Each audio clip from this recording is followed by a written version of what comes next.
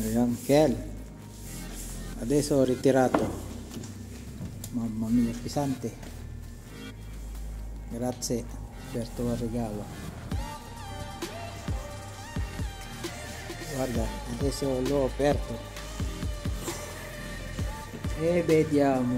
Tingnan natin paano binuo. Ito. Okay. Yan ang kanyang mga gamit ito. Meron. Tama. Mortar kasi tayo. 13 volts lang siya. Oh. Dito. Makikita nyo. Adesso dahil may na-delay sila ng deliver, umabot ng isang buwan, sabi nila papalitan na mas malakas at mas magandang manakbo. 17.5. Okay. Yan, tingnan natin, sana walang dani. Bubuin natin yan. Another 2 wheels. So, ito pa yung mga ibang wheels.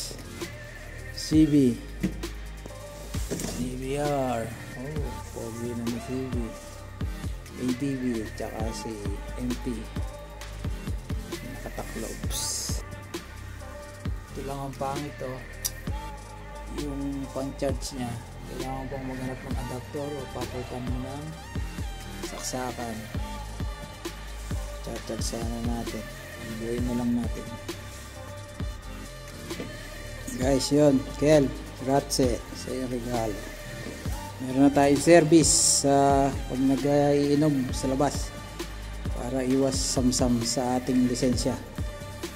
Ay, katagal ko rin binuo. Tayo na. Nahihirapan din ako magbuo. Subukan natin. Oh, yan oh. Ano siyang ilaw. Ilaw, tapos placer, may placer tos. Oh. Yes, isa yung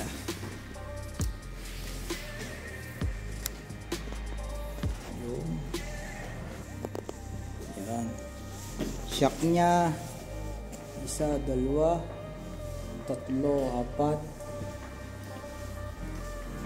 5, 6, 7, pati sa unahan. Ayan, magulang.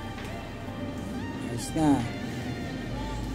Ano to, pagka nagiinom-inom dyan sa tabi-tabi, ito ang service. Tikulas. Wow, yan ang kanyang bilis. 1, 2, 3. Full charge. Ayan. Ayos na.